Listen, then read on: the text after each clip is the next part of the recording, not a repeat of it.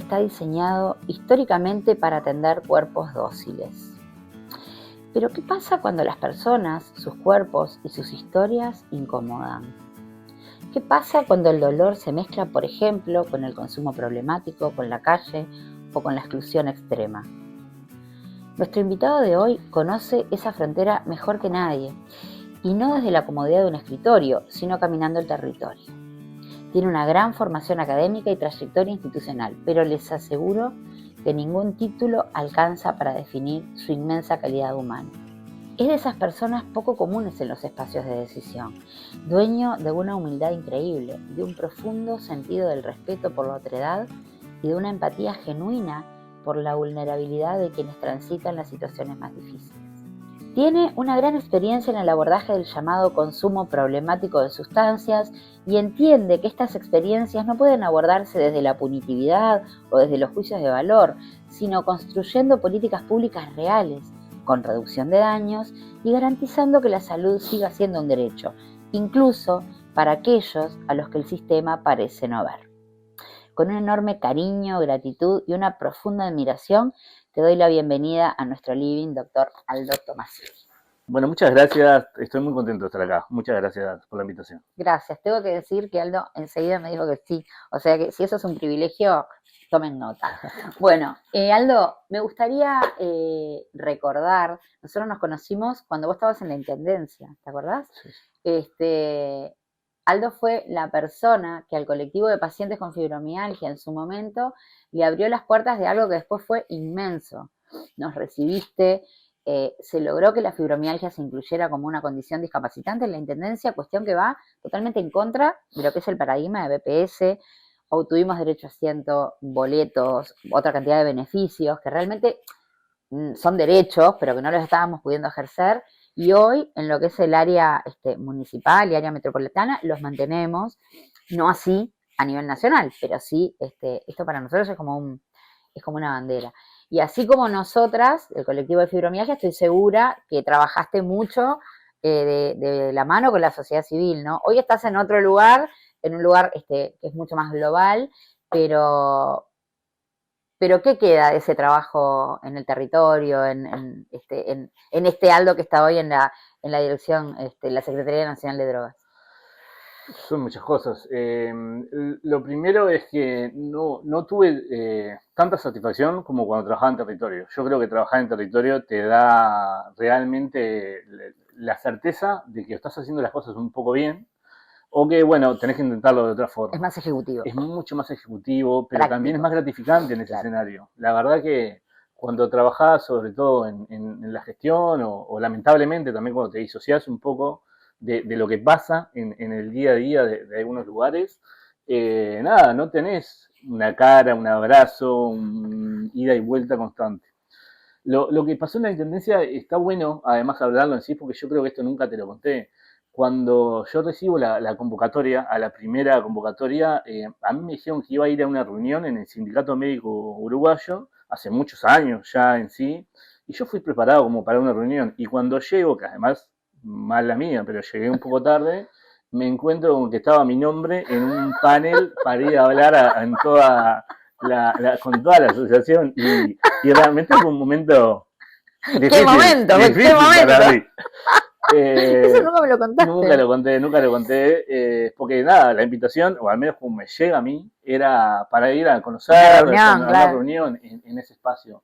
Y la verdad que nada, creo en realidad que el proceso, o al menos la forma de gestión, sí impactaba al menos en mí, y tiene que ver un poco con intentar escuchar las solicitudes.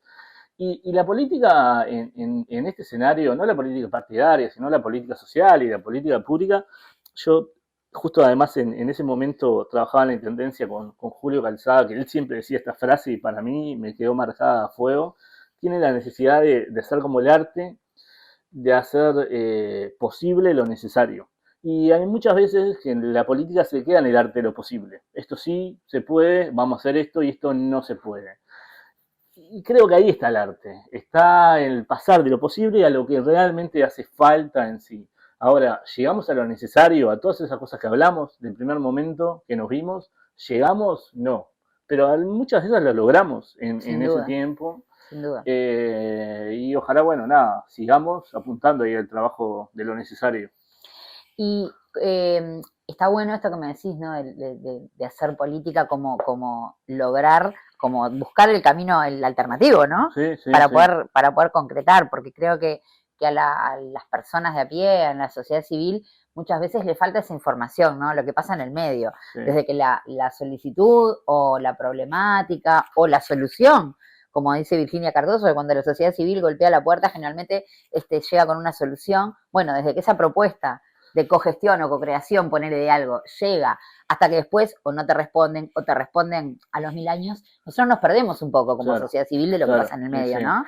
Sí, lo que pasa es que las instituciones son monstruos, realmente, y lo digo bueno, de la mejor forma posible. Son cosas muy grandes que pasan de un lado para el otro, y la verdad que independientemente de la burocracia también sirve para fomentar algunas garantías en términos generales, sobre todo con el uso de recursos, con los procesos administrativos válidos en sí, es verdad que los tiempos del Estado no siempre acompasan las necesidades en general. Entonces, ese desgaste de ir a una oficina y explicarle a un técnico que no entiende por qué es necesario modificar, es un desgaste grande y enorme en sí.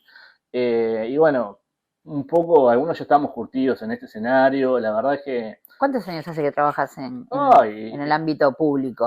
Vos Y estás en comisión ahora, o sea, vos sos funcionario de la Intendencia. Sí, de la Intendencia, sí, estoy de comisión. Y ya no sé, a esta altura, a ver, tendré como 16 años, 17 años, por ahí. Pila. Sí, funcionario. O sea que estás curtido, puedes decir que curtido. estás bastante curtido. Igual así todo, vos sabés que ahí un poco hay una delgada línea también entre curtirse y adaptarse. Porque la adaptación también es un bicho difícil en los ámbitos públicos, ¿no? O sea, después de que recibís tantas dificultades para intentar modificar algo en sí, nada, uno también tiene distintos caminos. Puede decir, bueno, hasta acá llegué, lo intenté de todas las formas posibles, o intentar apostar a la resiliencia e ir un poquito más siempre cada vez. Lo que pasa es que los cambios, si no se hacen de adentro, a veces es difícil, ¿no? Sí. Más allá de los obstáculos con los que nos enfrentamos, pero estar adentro como que garantiza por lo menos podés dar ese pasito más, ¿no? Sí.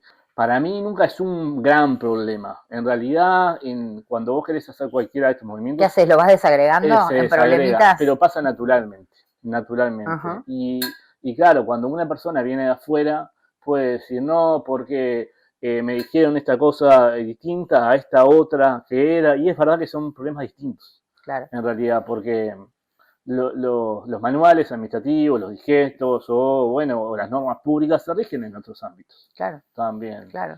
Entonces, nada, son distintos problemas que hacen a una gran búsqueda de una solución distinta. Claro, vos sos psicólogo de profesión de base, ¿no? Sí. Más allá de toda la formación de posgrado que tenés y toda esta formación en gestión pública y experiencia.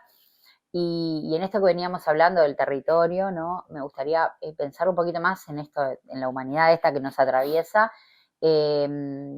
y pensar que normalmente las personas que golpean la puerta de una oficina pública, de una dirección con un problema, tienen un estigma, una cronificación, un diagnóstico, lo que fuere, pero que los hace llegar con una carga de vulnerabilidad. Ahora, vos trabajás desde hace mucho tiempo, porque cuando te conocí ya me contaste que estabas especializándote en esto, en el consumo problemático. El estigma de las personas con consumo problemático, no importa qué tipo de consumo sea, es complejo, ¿no? Porque habla de exclusión en todos los niveles, ¿no? Socioculturales o exclusión de la familia, exclusión del espacio público, porque también podemos problematizar qué es el espacio público, ¿no? Entonces, ¿cómo desde esa humanidad que sé que te caracteriza, cómo podés encontrar ese punto de equilibrio entre no perder esa esencia de lo humano y enfrentarte a situaciones tan complejas como la que estoy segura que te estás enfrentando? Es muy bueno. Me voy a quedar un poco con lo que hablábamos, ¿no? De un problema y se desagregan muchos subproblemas en sí. El estigma es sin duda una de las principales dificultades que atraviesa la sociedad en general, el campo de la salud mental. De hecho, el estigma nace como concepto en la salud mental, y con el paso de los tiempos se dice que el estigma de los usos de sustancias incluso supera a la salud mental en general. Pero te interrumpo ahí, sí, sí. Porque tengo la sensación de todo lo que leí, que normalmente el abordaje, o sea, normalmente, y digo, es la norma, ¿no? Sí. Lo digo con propiedad, el abordaje de las personas con situaciones de consumo problemático se hace desde el campo de la salud mental en una base, ¿no? Sí, es así. Es así y está muy bien, eso no se problematiza. O sea, okay. Vos lo que te referís es que la salud mental comunitaria trabaja los usos problemáticos sociales. Claro, pienso, si siempre se piensa cuando empezás a abordar un problema de consumo problemático, lo haces, o sea, la base siempre es salud mental comunitaria. Está muy bien lo que traes, yo te diría que dejemos esto del abordaje para después. Okay, si te parece y me lo permitís, perfecto, porque claro. Me quiero enfocar un poco en el estigma, que me parece ya, dale, bien. Cuando se habla de estigma en términos globales, o sea, se dice que las personas que usan problemáticamente sustancias hay muy pocas que ingresan a los tratamientos en sí, y la variable como principal o por lo que se dice siempre es que faltan dispositivos de tratamiento, y en parte es verdad y puede ser que así sea, pero también hay muchas personas que podrían haber ingresado o que intentaron ingresar a dispositivos de tratamiento y no lo lograron en sí. Y eso obedece a distintos factores. ¿En el ámbito público y privado? Público y privado, y eso es diferente, sí. El estigma, además, se divide o se subdivide en distintas categorías. Y para mí es importante mencionarlo porque todos de una forma u otra ejecutamos estigma, tenemos estigma, tenemos cosas duras. Vamos del juicio de valor, la tenemos siempre, ahí. La tenemos ahí. Clavada. El problema es que para elaborarlo o irlo bajando o intentar disminuir esos niveles de estigma implica un trabajo interno o grupal en sí, permanente y constante. Claro. El estigma estructural, creo yo que es como más de la política, de las instituciones, es una cosa difícil de romper. Y se ve en Uruguay realmente está muy fuerte esto de los pastabaceros, esto de los pastosos, horrible. Esto de bueno, robó para matar a alguien, no sé qué, para consumir. La verdad o mató a alguien para comprar, para consumir, sí, claro. Y la verdad que nadie sabe eso en sí. Hay como una suerte, no quiero decir de amarillismo, pero es verdad que esa noticia siempre vende un poco más que aquella que no menciona la droga cuando está a la vuelta. O sea que el primer paso, entiendo yo, debería ser una intención de un acuerdo multi para disminuir los niveles. Porque lo que pasa con el estigma estructural es que después va bajando, va permeando, ¿no? Con el estigma social. Y el estigma social sobre todo tiene que ver con aquellas cosas estereotipadas en sí que yo coloco en la vida todo lo malo que hay en la vuelta lo pongo así. Entonces, si yo viví una situación difícil con alguien que usaba sustancias, me va a pasar por a mí adelante una persona que usó sustancias y seguramente le vuelva a colocar esas cosas difíciles. Y lo primero que hago es rechazar esos niveles. Esa es la exclusión, ¿no? Eso, claro, lo sacás. Lo excluyo. Pero también eso tiene que ver con el otro nivel, que es el estigma internalizado. Y si a mí todo el día me están diciendo que soy mala persona por las decisiones que yo tomo, en algún punto lo voy a creer. Y en algún punto voy a sentir que no merezco la ayuda de los demás. En algún punto voy a decir, che, ¿para qué voy a perder el tiempo, hacerle perder el tiempo a los demás? Si no, esto no va a funcionar. No voy a salir de esta situación en sí, porque yo estoy haciendo todo mal y me lo merezco. Sí. Vos sabés que te traigo una anécdota cortita y ya aprovecho porque no sé si lo va a estar viendo, pero me encantaría mandarle un saludo a Mati. Mati es un muchacho que está en calle y bueno, vive en un lugar ahí que yo frecuento mucho y siempre me dice eso. Él tiene consumo de pasta base desde los 15, tiene 30 y pico, claro. ¿No? Y siempre me cuenta que él otra cosa mejor que eso no puede hacer. Y me es muy difícil, sí. Bueno, ahora lo sacaron de donde estaba, o sea que le perdí un poquito el rastro, pero me es muy difícil tener una respuesta, sí. ¿No? Sí. A eso. Bueno, cuando él me está diciendo convencido que sí tiene una familia y todo, pero que él no puede estar, que él hizo la vida imposible, que no merece tener esa familia, que no va a conseguir un trabajo, porque no hay manera de que él consiga un trabajo, que no hay otra cosa mejor para él. Entonces ahí vos decís, ¿y cómo se aborda esto? ¿Cómo se aborda? Y está muy bien. El estigma internalizado, que es esto que hace daño en sí, se aborda el estigma internalizado como de distintas variables, ¿no? Primero es intentando disminuir los niveles de estigma estructural, que decíamos, basta de hablar de que la gente no se lo merece, basta de hablar de que ¿Para qué le van a dar a estos, no? Porque el estos, ese, ¿no? Es horrible de doloroso, aparte, ¿no? Nosotros como comunidad decimos, estos. Y otra de las cosas que se trabaja mucho en los procesos terapéuticos de salud mental comunitaria que vos mencionabas y estaba muy bien, tiene que haber un término que nosotros le decimos la autoeficacia. La autoeficacia básicamente lo que tiene que ver es el concepto de que si vos creés que vas a lograr algo en sí, y vos le preguntás a una persona como Mati, quizás, che, qué bueno que viniste acá, la verdad que nos pone muy contentos y ojalá que logres todos los objetivos que te estás planteando en sí. ¿Y qué objetivo te planteas? Bueno, yo no quiero dejar de consumir sustancias. Buenísimo. ¿Qué tan seguro estás de lograr hacer esto? Ah, no. Yo no estoy seguro de lograr esto que me estoy proponiendo. Entonces, la autoeficacia, que es como la cuestión que vos te sentís seguro que vas a lograr algo, es el principal objeto. Ahí. Claro. Vos tenés que reforzar que la persona se logre los objetivos que realmente en el corto, mediano y largo plazo sean posibles. Claro. Y sean posibles de sostener. Porque si vos no crees que vas a lograr algo, seguramente no lo logres. En sí es muy difícil mantener la gran nivel de dificultades que ahora vamos a ir viendo en sí, las barreras que una persona se enfrenta para lograr dejar de usar las sustancias en el mundo son difíciles y para las personas en situación de calle son mucho más difíciles. Una vez vos me dijiste algo y voy a traer también, en esto de ser autorreferencial con el podcast, algo que me dijo Marcos. Marco es uno de los muchachos que vive en la nave de los locos. Sí, lo conozco. Cecilia, un genio, sí, Marcos lo conozco. No sé si es Marco o Marcos. Marcos, bueno. Que me dijo, las personas no están en la calle porque quieren. Sí, ¿no? O sea, las personas no estamos en la calle o no estábamos en calle porque queríamos, ¿no? Y eso por un lado, y una vez vos me dijiste algo también hace muchos años que siempre me quedó grabado, capaz que no te acordás, y es, ¿cómo se hace para soportar la calle? O sea, ¿cómo podemos nosotros tener sentirnos que tenemos el estándar moral para jugar a una persona que se toma un vino porque tiene que bancarse la noche en la calle, ¿no? Sí. Entonces, eso, como, qué difícil, ¿no?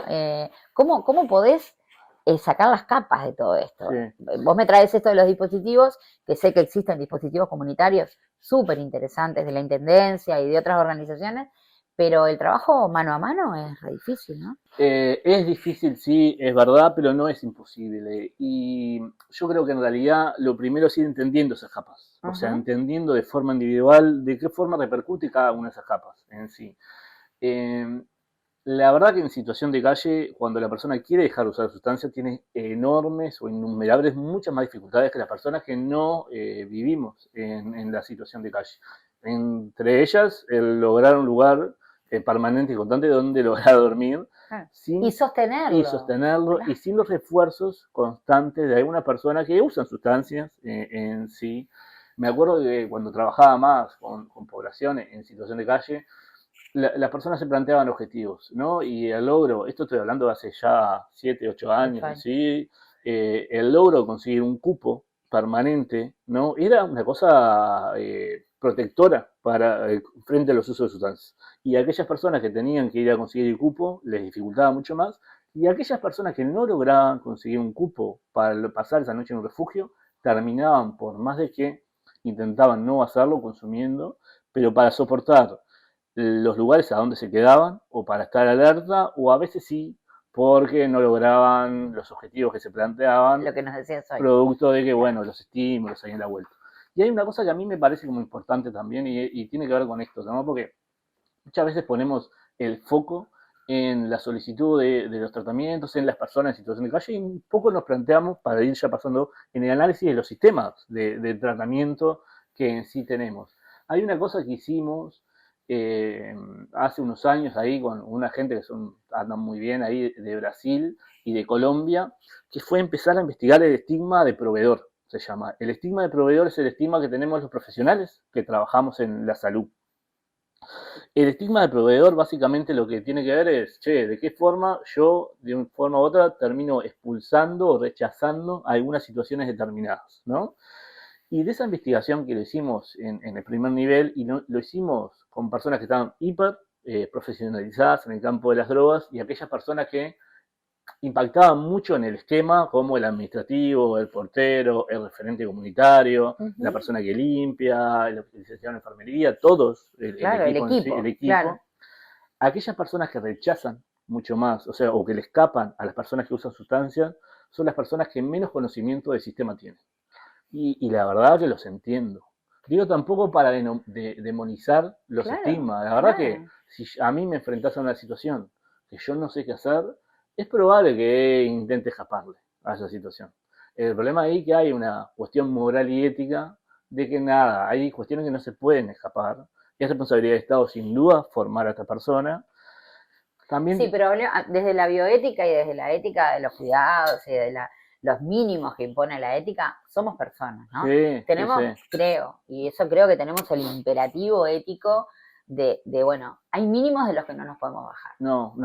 Entonces, bien. Me parece bueno eso que traes de que el estigma interno, ¿no? Todo lo que nosotros nos provocan, capaz situaciones complejas que vivimos o que vimos o que nos dice la tele o las redes, pero somos personas, todos somos personas. Sí, si nos bajamos de ese mínimo, estamos en el horno. No, es tal cual y está muy bien esta otra vez. Para mí, de esa investigación hubieron cosas muy interesantes. La investigación me parece fantástico, contame eso porque está re bueno. Estuvo buena, en realidad fue multicéntrica, fueron a varios países, o sea que además los distintos países tenían resultados similares. ¿Nace acá no, o nace en Brasil? Nace en Brasil. No, nace en Brasil. Yo, nos conocemos hace mucho, nunca fui una persona muy lúcida en general, yo me sumo a proyectos que están buenos de otra gente que me invitan, así que no, acá me invitó un psicólogo que es un crack, Telmo Mota Ronzani, y yo me encargué. Me prendí. Y bueno, lo implementamos. Yo lo que te quería contar ahí es que muchas veces también el producto de que los administrativos, los porteros, lo intentaron en algunos momentos determinados, intentaron derivar o abrir una puerta, porque capaz que la primera vez dijeron, sí, claro, yo lo trabajo contigo, vení, sentate, ¿qué necesitas? Yo te abro todas las puertas que quieran. Y no lograron eso que pensaron que iban a poder. Y ahí, cuando estás en primera línea y no lográs vencer esa barrera, ese problema o esa situación determinada, uno la carga también. Por supuesto. Claro, uno es el responsable y directo, porque ahí es difícil decir, che, Estado. Ahí es... Pásame el número. Claro, el técnico... El número, ¿a qué Estado? ¿Cuál es el Estado? Bueno, vení, arrimate. Entonces, muchas veces lo que termina pasando, no, acá no, o esperás fuera, ¿no? Que es esto que vos mencionabas y yo estoy como sumamente de acuerdo con el problema de las puertas en sí. Es tan simbólico, aparte. Es fuerte, es fuerte. ¿Viste? Mirá que fuerte. Bueno, en esta campaña nosotros, por ejemplo, le hicimos ver a los técnicos, de las policlínicas, videos de relatos de qué cosas habían pasado en la vida de las personas, después de que le habían dicho que no, y cómo se había retrasado la solicitud de tratamiento, incluso había una persona que pobre le terminaron amputando un dedo, producto de que, claro, todo iba para la droga, porque era una persona que estaba usando sustancia, pero tenía una infección en sí, y claro, como iba la persona, pero claro, estaba en situación de consumo, todo iba a ser por la droga, y bueno, terminaron con muchas... Hubo consecuencias severas en sí. De estos ejemplos hay miles, y yo también esto, ¿no? Para ser autocrítico a mí, hablando del estigma de proveedor, ¿no? O sea, yo me tocó entrevistar a estas personas, ¿no? En la campaña. Y las situaciones de filmación, menos aquellas personas de cine o de entrevista, menos aquellas personas que están acostumbradas, a todos nos vuelven un poco incómodos. Sí, claro. Sí. Y a mí, bueno, entrevisté muchas personas en situación de calle en ese momento, y había uno particularmente que movía los celulares, movía las cámaras, o sea, estaba muy arriba, muy maníaco, ¿no? Muy, como muy acostumbrado a esto, ¿no? Y en el momento que yo le hacía preguntas sobre experiencias de lugares de uso de sustancias, la persona me decía que él estaba acostumbrado a las cámaras porque lo seguían todo el día con cámaras porque estaban haciendo una historia de vida, la historia de su vida. Y cuando yo veía que él conectaba con ese pueblo más delirante, ¿no? Porque la patología dual, que es un término que a mí no me gusta, pero está muy metido acá en la vuelta. Investigaste, ¿no? Sí. Claro, yo veía que él conectaba con ese pueblo más delirante en sí, y decía, no, bueno, pero contame cómo te fue en el Maciel. No, bueno, sí, en el Maciel me fue así, pero como me filmaron, como dije en mi película, no sé qué, y yo volví ahí. Y la entrevista más o menos fue yendo por ahí. Y podés creer que a las horas me llama el director de la película de cine, Jorge Fierro, que sacaron una película que se estrenó en Cinemateca hace, ahora, no sé, muchos años, pero 2, 3 años en sí. era verdad. Yo fui el primero que estaba grabando una campaña anti-estigma y yo le puse el rótulo de que la persona estaba en un proceso delirante y me estaba abriendo su corazón, lo puso arriba de la mesa y yo no le creí y no lo supe leer. Y es parte del proceso de entender el estigma, o sea, lógicamente a mí me rompió, fuerte, fue ¿no? fuerte, pero es un proceso que también dice, che, es sano decirnos, nosotros también lo estamos haciendo, de alguna manera. Claro. Y bueno, nada, lo hablé con él, lo hablé con... ¿Pudiste hablarlo con él? ¿Tuviste la oportunidad por lo menos de volver a verlo? Jorge, sobre todo con el director. Con el director. Ellos usaron, de hecho, parte de ese proceso para la película y eso estuvo bueno. O sea, me parece que fue positivo y a mí me movilizó mucho, ¿no? Porque ahí no te podés embanderar. No, por supuesto. Sabés que vos lo cargás, también claro, lo tenés. Claro que lo cargas. Y en esto que me traes de, bueno, experiencias, ¿no? Pues estamos compartiendo cosas de la vida misma. Me viene hacia la mente también la entrevista que le hicimos a la doctora Pilar Ubillo. Sí. ¿Ubilla? ¿No? Ubilla. Ah, una crack. ¿La conoces a doctor? A Pilar. Pilar. La médica de medicina familiar comunitaria. Sí. Pilar estuvo en el dispositivo de fibromialgia mucho tiempo, porque Virginia la designó para ello, y bueno, y después hoy está trabajando en Mides, en el programa de calle de mujeres, mujeres gestantes, o sea, personas gestantes con consumo problemático en calle. O sea, imagínate todas estas interseccionalidades que son brutales. Entonces, me es imposible no pensar en el género cuando me traes estos temas, ¿no? Porque el género suma otro sesgo salado al consumo, a la calle, y el género, y todavía ser una persona gestante, ¿no? Bueno, es tremendo esto que traes. Sí, el tema de género suma y hay un tipo de estigma que se llama de cortesía, el nombre no es muy heavy, o de contagio, y tiene que ver cómo cuando yo soy... Las categorías son horribles. Pero es básicamente como... Esto lo hicieron en los años 70. Sí, lo sé, por eso digo, son cosas tan duras. Son duras, es difícil hasta explicarle. Básicamente es el estigma familiar. El estigma es tipo que si no es a la persona que usa sustancias, es a todo ese núcleo. Entonces, muchas veces, cuando la persona más necesita apoyo de la comunidad, es más relegada y alejada ahí de la persona. Eso es difícil también. No tiene que ver directamente con el estigma de género o con las situaciones de consumo de género, donde la situación de solicitud de ayuda de las mujeres tiene que romper enormes barreras, mucho más que los hombres. La de los varones, sin duda. No solo con el tema del cuidado, sino también con lo que es el imperativo social de las madres. Una madre, o sea, estás embarazada, estás consumiendo, o sea, que ya el maltrato está, es como hoy hablabas vos de las diferentes capas que hay en un establecimiento, en una institución. El maltrato arranca desde la mirada esa del juicio del otro, desde que estás entrando, ¿no? Sí. Cuando sos una persona gestante o una mujer en las diferentes identidades posibles y todavía en situación de consumo, entiendo que debe ser muy fuerte el estigma y todo lo que hay que atravesar para aparte llegar a una atención digna, ¿no? En salud, en esas situaciones. No, y todavía sumado a esto, que es muy probable que te institucionalicen al bebé en el momento de nacer. Sí, eso es un trabajo, de hecho, en realidad el proceso donde Pilar está ahí, lo venimos trabajando con Uruguay Crece Contigo en sí, y claro, no digo la única, digo, la medida más corriente es la quita en sí, y deberían pasar otras cosas antes de la quita. Deberían pasar, y es un poco la intención de por No estamos diciendo al bebé, un niño tiene que estar en calle con su mamá que consume, digo, no es lo que te estoy planteando, ¿no? Pero estoy planteando que desde lo estructural, ¿no? Que implica el consumo problemático, la calle, todo lo que estamos hablando, que todavía esa sea como lo primero que pensás que va a suceder, también es.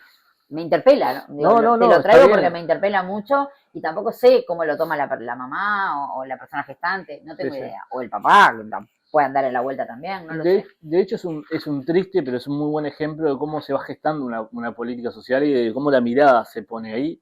El proceso donde se identifican algunas gestantes en situación de calle con uso problemático de drogas, empieza de hecho Virginia, lo carga, nosotros tuvimos alguna reunión de trabajo originalmente, la dupla esta, donde estaba Pilar, dependía de la Secretaría Nacional de Drogas.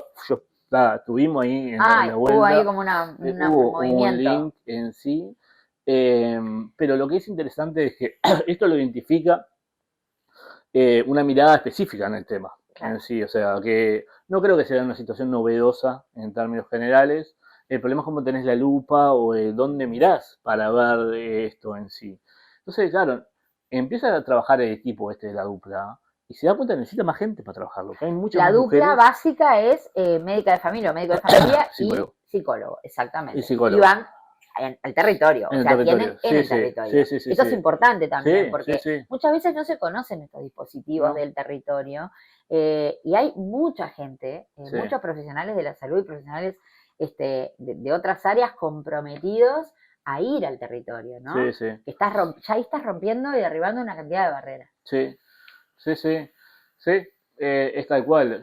Y decías que entonces vieron que el equipo no era suficiente, que se precisaba más gente, que enfermería, por ejemplo. No, bueno, no solamente interinstitucional, lo que quiero decirles es que tenés una N más grande, tenés más mujeres de las que originalmente con el N me estás hablando, claro. Más gente laburando para poder atender la población. Para poder atender más cantidad. Sí, la interdisciplinariedad, sin duda, que el mejor escenario es tener la mayor cantidad de profesionales trabajando con las distintas miradas en sí. También es verdad que cuando vos dependés de la interdisciplinariedad como el sistema de tratamiento, ya que estábamos hablando de eso, de algunos profesionales, sobre todo del campo de la salud mental, como el rol de la psiquiatría, para todo, y vos sabés que no contás con eso, te iba a decir, va a ser un gran justamente problema. Es la especialidad que más compleja está volviendo el acceso, ¿no? Sí. Sí, en realidad parece ser que no tenemos un mal número de psiquiatras en comparación con otros países. No, hay una mala distribución. Hay una mala, instrucción en sí, y yo creo, y esto lo he hablado, que hay una sobreexpectativa del rol de los psiquiatras. El psiquiatra para todo, de verdad, y es para los psicodiagnósticos, para repetir la medicación, para hacer una evaluación en general. Esto de que el psiquiatra es como omnipresente, ¿no? En una cantidad de necesidades, se generan necesidades de psiquiatras que capaz que no son tales. Esto del fortalecimiento del primer nivel de atención, dándole como más facultades. Bueno, la medicina familiar y comunitaria las tiene por formación, pero también a la medicina general, ¿no? Sí. Creo que esto puede descomprimir un poco el tema de lo psiquiátrico, pero de los psiquiatras. Pero igualmente, esto es personal, entiendo que hay un exceso de ¿cómo se dice? Psiquiatrización, ¿no? Porque para todo no sé si es tan necesario la especialidad psiquiatra, me lo pregunto. No, yo entiendo que no, sobre todo entiendo que no. Pero para mí es como que se desvirtúa un poco el foco de la psiquiatría, ¿no? Claro. En esto de que esté en todo presente. El tema sobre todo tiene que ver con la situación al día de hoy de la salud mental de Uruguay. Y ahí analicemos, tenemos niveles difíciles de asistencia en salud mental. Tenemos una ley que no fue aplicada en su totalidad. Y tenemos un modelo que por más que queremos pasar, o sea, tenemos grandes modelos de abordaje comunitarios en sí, pero no tenemos un modelo global de salud mental comunitaria en sí. Yo cuando te conocí vos me hablabas de eso, ¿no? Venías con esto de cambiar el modelo de internación, y estos modelos por modelos abiertos o semiabiertos, ambulatorios, ¿no? Sí, entonces, con esas características en sí, el rol de la psiquiatría tiene que clarificarse en general. No puede ser y pasa con los psiquiatras como todos los profesionales que vienen en todos los niveles, ¿no? Lo que pasa puertas adentro de un consultorio, la verdad que nadie sabe, Dios sabe lo que pasa. Y eso también es una fatalidad que tenemos en Uruguay. No, o sea, por más de que hay procedimientos como muy claros en sí, el campo de la salud mental es un campo tan abierto en general, es que muchas veces una persona acude a un lugar sin saber lo que va a pasar ahí. Por eso cuando vos decís lugares abiertos, instituciones, comunitarias, claro, ¿qué es un dispositivo comunitario? ¿No? O sea, ¿cuál es el enfoque? ¿Qué es lo que va a pasar a mi persona que no conozco el campo de la salud mental y que estoy sufriendo determinado tipo de distancia en la vida y yo necesito más soluciones que problemas ahora en este momento? Entonces, vos me vas a brindar una alternativa para mejorar mi calidad de vida, o me vas a decir que lo que haces es tal cosa. Y eso es un poco lo que entiendo yo que está pasando en la salud mental al día de hoy también. Vos sabés que yo estoy haciendo un curso, una diplomatura de salud mental comunitaria latinoamericana. Es muy interesante porque estamos... ¿En La Plata de eso no? Lo estoy haciendo online, no, sí, en La Plata.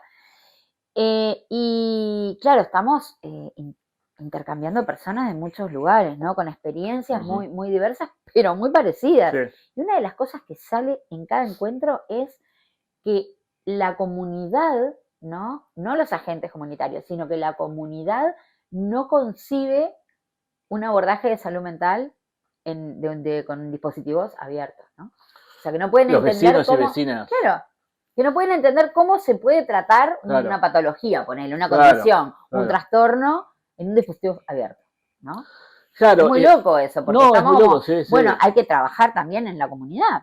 Bueno, está muy bien esto que traes. Hay que trabajar también en la comunidad y hay que clarificar qué es cada cosa. Claro, porque es importante eso. Si yo no sé lo que va a pasar ahí, o sea, yo paciente, yo familia, ¿no? O sea, ¿qué es lo que le van a ofrecer a mi familiar, a una persona que cuido? Pero claro, las personas que estamos más sensibilizadas en un campo determinado tenemos más información. O sea que, nada, ese debate lo podemos dar. Claro. Pero la verdad es que hay personas que no tienen idea de este mundo en sí.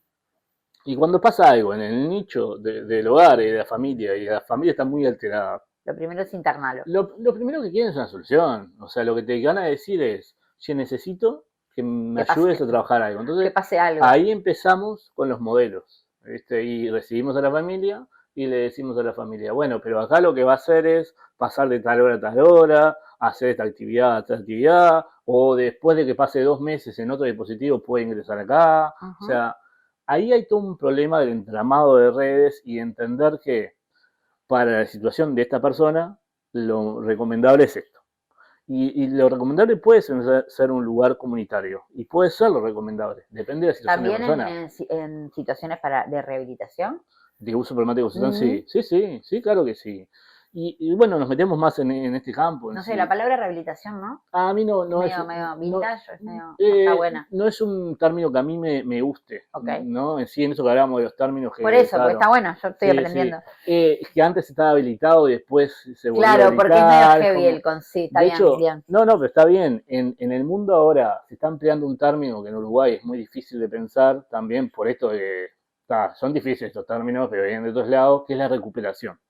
Que es igual a la rehabilitación.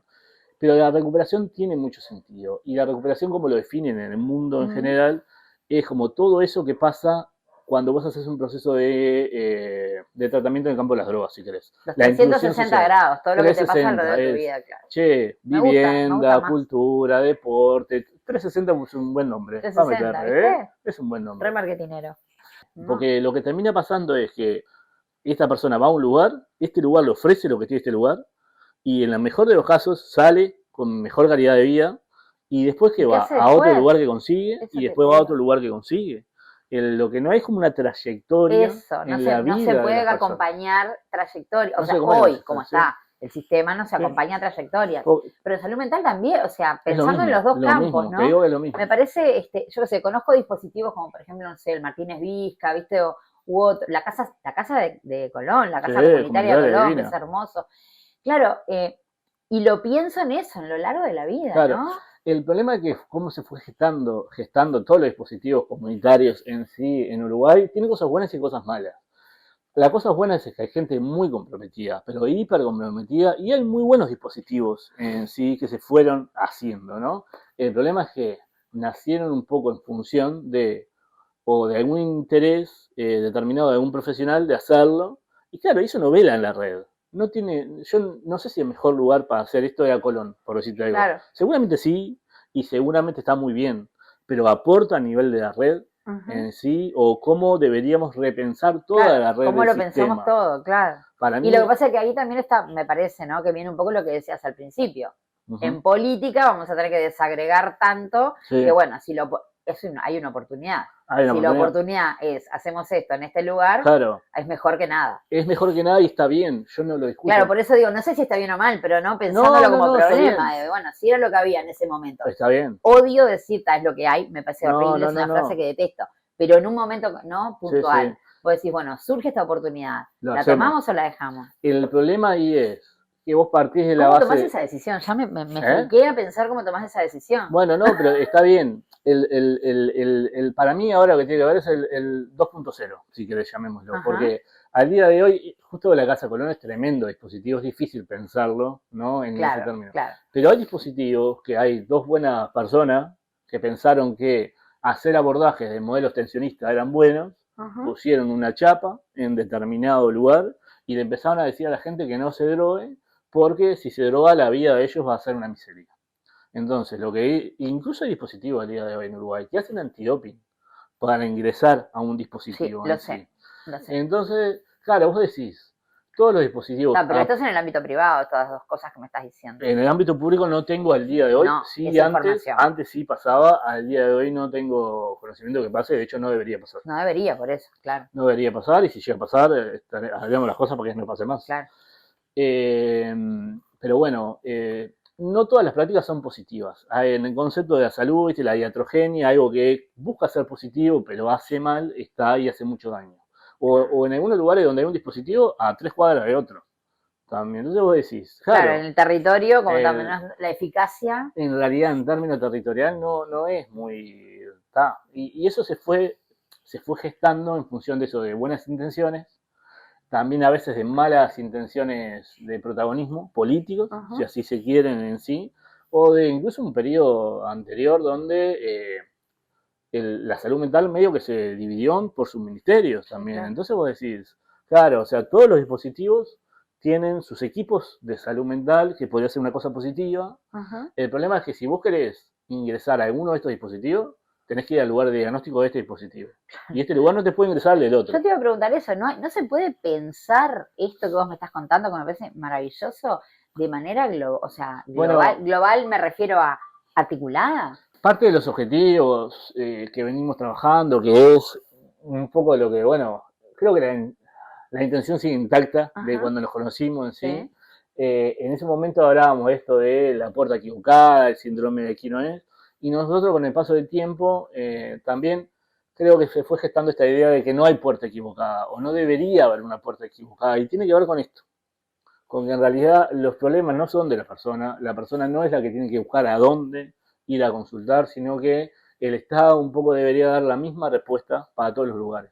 Y esto no quiere decir que cada lugar no pueda guardar su profesionalismo. Claro. Yo no tengo o tener sus miradas. O tener sus miradas. Claro, no tiene que ver con eso. No tiene que ver con decir, che, vos tenés que hacer otra cosa. Tiene que ver con decir, che, vos no podés decirle a una persona que no empezó cuando vino acá.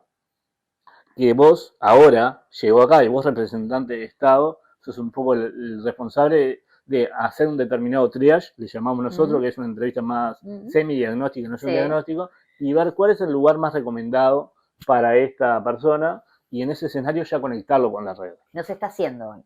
Estamos intentando hacerlo. Que sí. Ahí está. Bueno, eso es un gran paso. Es un gran paso, es básico en términos generales, porque allá hay mucha gente laburando en esto también, pero claro, cada lugar ofrece lo que puede ejecutar en sí. Cuando van a un lugar residencial, ¿no? Y solicitan tratamiento ambulatorio, seguramente le digan que no, porque ahí hacen residencial. Claro. ¿No? Residencial significa que se quedan ahí. Que se quedan ahí. Ahí está. Sí, por decir algo de eso. Y lo mismo viceversa, en ambulatorios, cuando la situación es hiper compleja, en términos generales, le dicen, bueno, ambulatorio no da, tenés que pasar a residencial, pero para ingresar a residencial tenés que ir para acá, y este estudio. Claro, ¿y qué pasa mientras tanto? Ese es el problema. Y eso es lo que un poco queremos ir trabajando. Claro, porque ahí el mientras tanto es determinante, ¿no? Sí, sí. Las compañeras que vienen trabajando temas relacionados a género y sobre todo violencia de género tienen una cosa que a mí me fascinó siempre que la escuché, y es, che, ya estás acá, viniste y empieza el proceso. De verdad, te voy a acompañar, voy a hacer lo necesario para que pase y que juntas podamos lograr el mejor camino posible. Claro. En sí. Y es importante, no es, che, el lunes que viene anda para tal lado y te van a decir casar. No.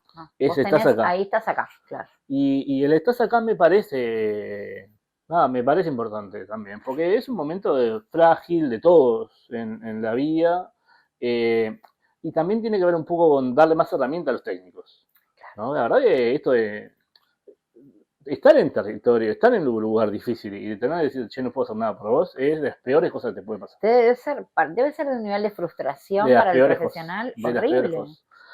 Yo, de hecho, nosotros logramos poner en Casaballe una policlínica ambulatoria, porque en Casaballe, en el periodo pasado, o sea, el lugar que tenían para tratar drogas de forma ambulatoria era en el centro, Ciudadela, Montevideo. Claro, sí, y yo no le podía decir a la gente, anda para el centro. Es que no van. No. Lo más probable, no van. Lo más probable es que no tengan ni la motivación, ni las herramientas, para ir. No, claro. Eso. Y además eso, pero yo estoy acá a media cuadra, o sea, y es verdad. Y están todas las condiciones de pasarlo, ¿y por qué no lo hacemos? Porque además termina pasando una cosa que pasa en el primer nivel de atención de salud, y es generar unidades para conectar las derivaciones. O sea, el arte de la derivación. Hace como una navegación espectacular, sí. Lo ambulatorio, ¿no? Sí, los móviles. Sí, sí. Es fantástico. Sí. Eso en todas las áreas de la salud, digo, en esto, pues yo soy súper abanderada del primer nivel y también de lo que se trabaja y la forma, la metodología de trabajo de la intendencia, que me parece fantástica. Yo creo que es un modelo, realmente, cómo aborda el primer nivel la red de policlínicas de la intendencia y en todos estos dispositivos, ¿no? Esto de calle, de consumo, de mujeres o personas gestantes, que me parece maravilloso. Sí.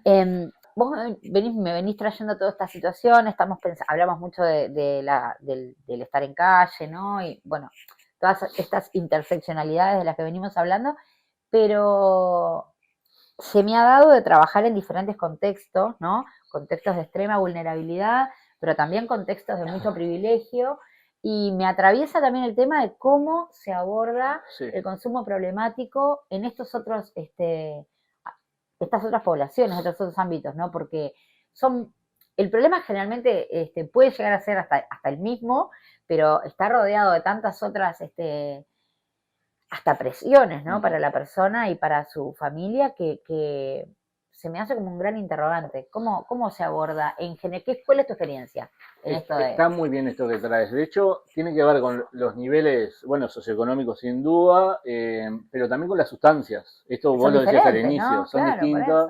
Las sustancias, hay sustancias que tienen mucha mayor estigma, como los usos de pasta base en general, y hay sustancias que tienen menor estigma, como el alcohol. Pero claro, hay datos que te matan esto, ¿no? Porque se habla mucho de internación involuntaria, y se habla mucho de la internación involuntaria, ¿no? Se sabe poco. ¿Se usa? Antes de pasar a que si se usa o no, veamos si es necesario que se use. Claro, por ¿no? eso. Porque... A mí me hace mucho ruido. Hace mucho ruido y yo lo comparto, pero te quiero contar por qué. Porque es un debate que creo yo innecesario.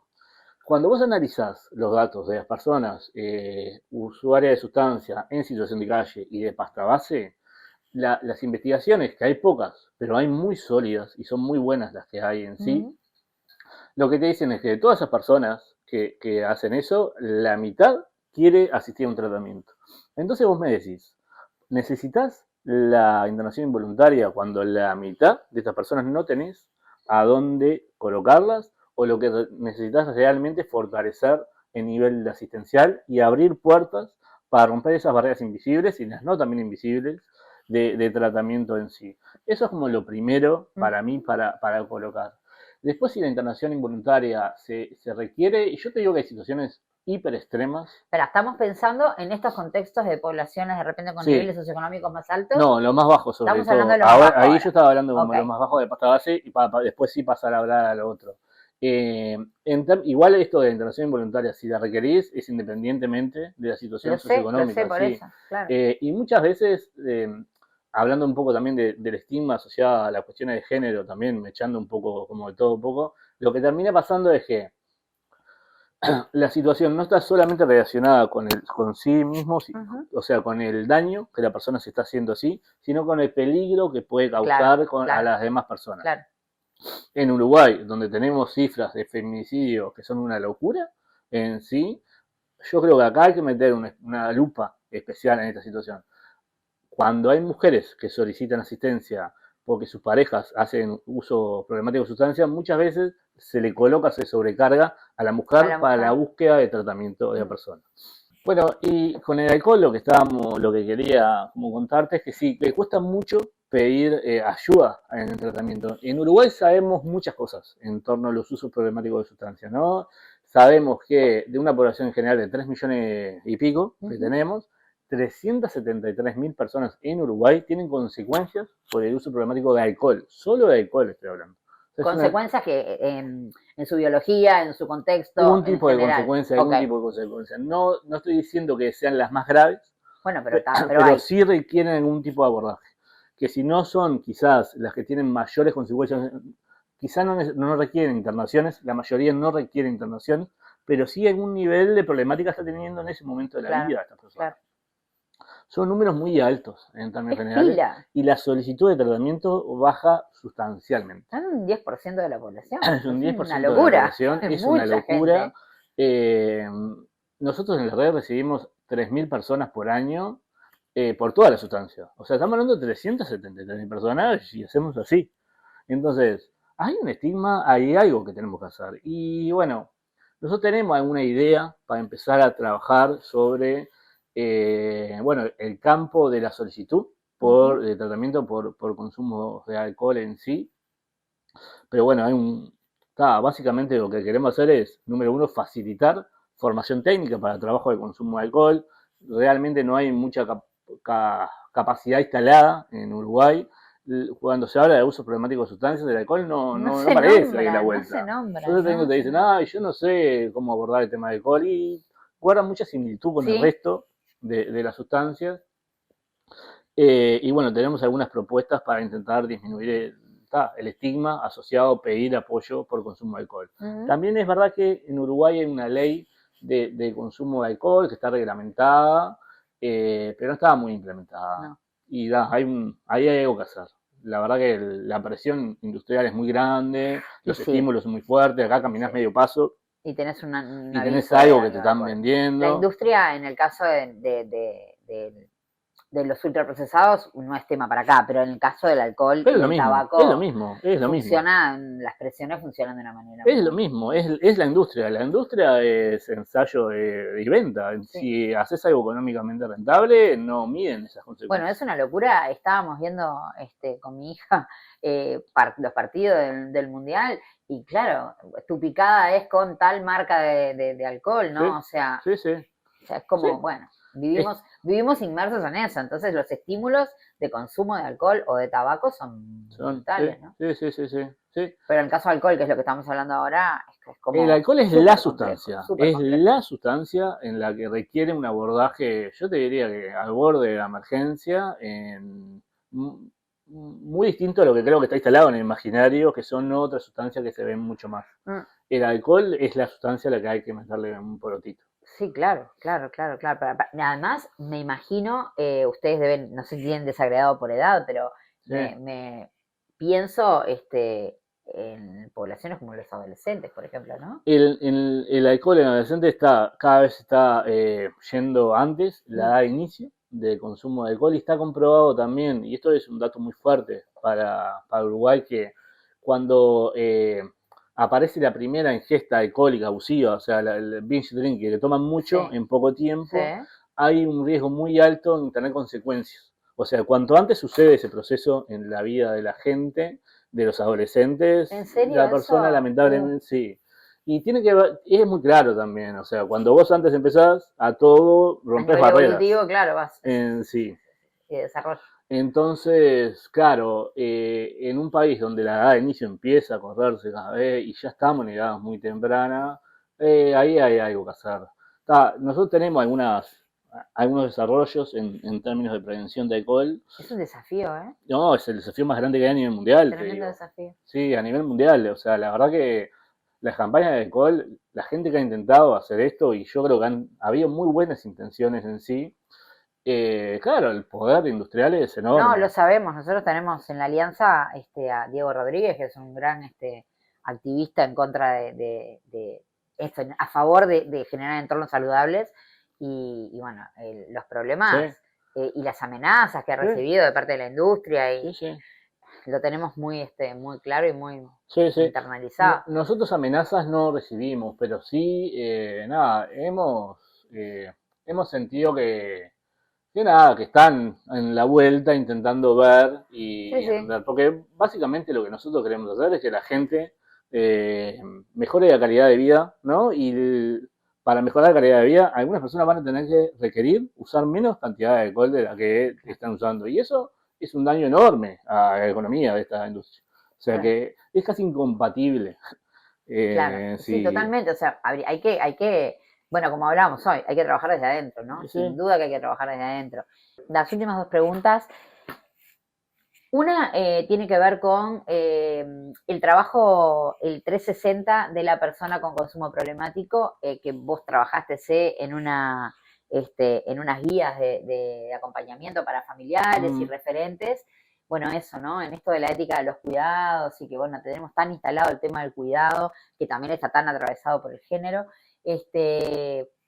¿Cómo es la experiencia de haber trabajado en esta guía y del acompañamiento del entorno de la persona que presenta consumo problemático? Esa es una de las preguntas que me había quedado en el tintero y que quería traer. Es una muy buena pregunta en sí. Yo creo que parte también de que estamos en la situación de salud mental, de que se habla mucho de la psicodinámica híbrida en general, y tiene que ver con que muchos psicólogos lo que terminamos haciendo es sacando de la caja de herramientas lo que entendemos que nos sirve para un momento determinado. Y tiene algunas ventajas y algunas desventajas, eso en sí.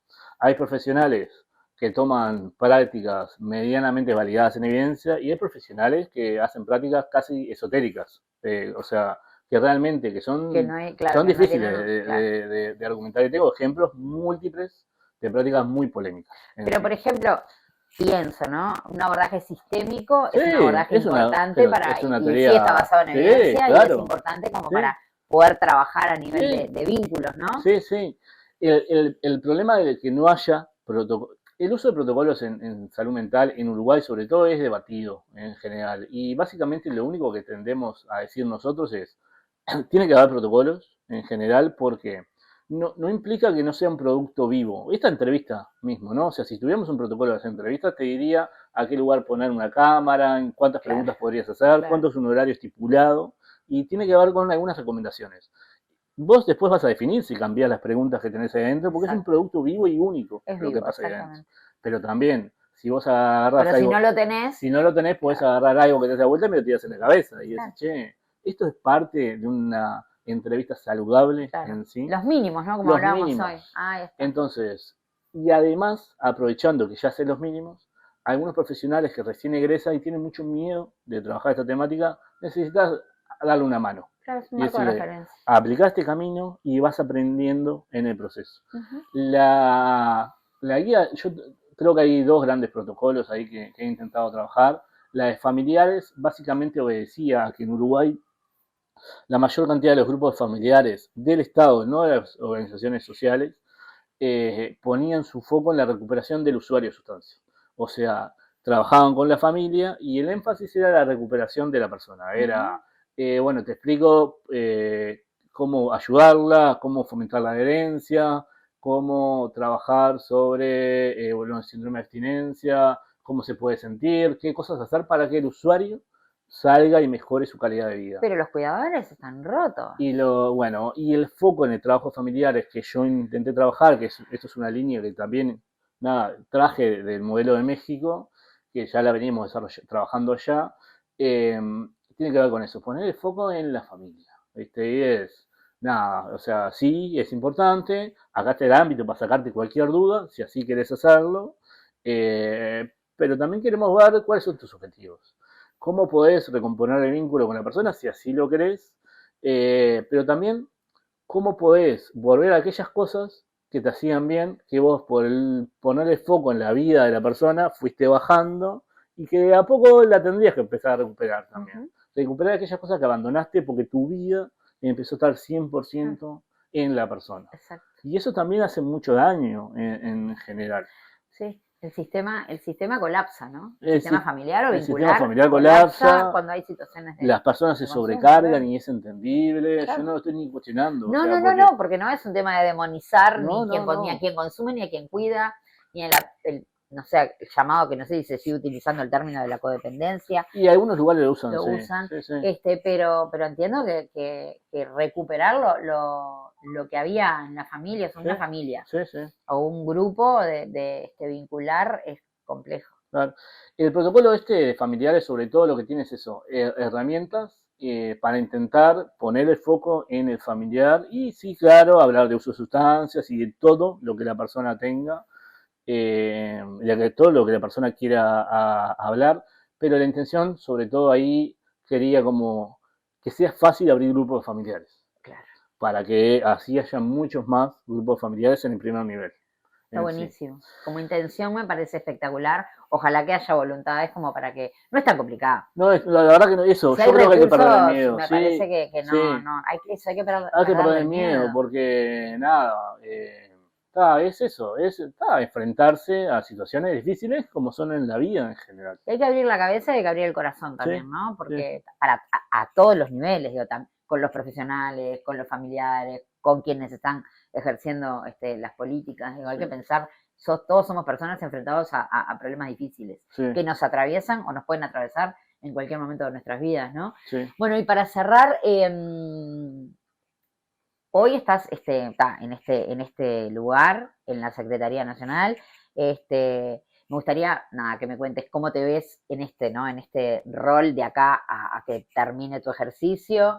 Y bueno, ¿y cómo te ves de acá a 10, 15 años? ¿En qué te ves? Ay, qué pregunta. Difícil, sí, un poco. Yo creo que me vuelvo, después de terminar este tiempo, si todo sale medianamente como pasa el proceso, creo que me volvería a un lugar en territorio. Siempre tuve una pata en la academia, a mí me gusta mucho dar clases, el Audelar, soy docente de la especialización de drogas, creo que ahí me gustaría fortalecer un vínculo, yo a la Audelar le tengo mucho cariño, además 18 años ininterrumpidos, que me tengan como estudiante. En tu casa, no hay hay que bancarme 18 años seguidos la Audelar, entonces nada, me parece que ahí yo siento que debo ahí algo, me gustaría retomar ese vínculo docente más permanente. ¿Vos estás ahora sí en la especialización? Estoy en la especialización, sí. No dejaste el cargo docente. Yo, en realidad, no tengo el cargo docente en la licenciatura, tengo la especialización. Sí, en la especialización, por eso. Pero bueno, a lo largo de mi formación siempre tuve algún vínculo con la facultad. Ahora tengo esto, pero nada, siempre de alguna forma u otra estuve vinculado. Me gustaría, creo que ya... Así que vas a tirar así el objetivo también a la docencia, está bueno. ¿Y a la investigación? La disfruto mucho más la docencia, sí. ¿A investigar, sí? Sí, a investigar me gusta mucho. Me parece que ahora los procesos estos de inteligencia artificial van a hacer cambiar el mundo de la investigación. Así que la verdad, no sé, en unos años te digo, porque creo que la inteligencia artificial viene para barrar toda la pata de esta investigación humana, pero... Sí, hay que meterle cabeza, ficha, porque hay que trabajar en eso para que si suceda en un buen escenario, ¿no? Bueno, qué bueno que me decís eso. Mi proyecto de postdoctorado tenía que ver con eso, y algo así queremos hacer. Claro, también porque la herramienta está, bueno, usémosla. Sí. Bien. Sí, algo así vamos a intentarlo. ¿No? Entonces, si vas a volver pensás volver a lo del AR, capaz que también eso, ¿no? Algo más vinculado al territorio otra vez. Me parece que es lo que me ha dado más revoluciones en la vida, sí. Me he sentido, no sé. Gratificado. Bueno, nos vamos a volver a encontrar. Siempre nos estamos encontrando, pero nos vamos a volver a encontrar. Bueno, Aldo, muchas gracias. La verdad, cuando me dijiste, ¿estás segura que me querés entrevistar a mí? ¿Te acordás que me dijiste eso? Yo te dije, claro, ¿cómo no te voy a querer entrevistar a vos? Fue tremenda charla, tremenda entrevista, la verdad que te lo recontra agradezco. Muchísimas gracias. Y a la comunidad de la Alianza, gracias por vernos, gracias por compartir, por comentar. Acuérdense que esto lo construimos en comunidad y que las personas que nos vienen a acompañar en estos encuentros de living son personas que elegimos desde el corazón porque sabemos que tienen también su vida y su camino hecho en la comunidad. Así que síganos y nos vemos en 15 días. Gracias.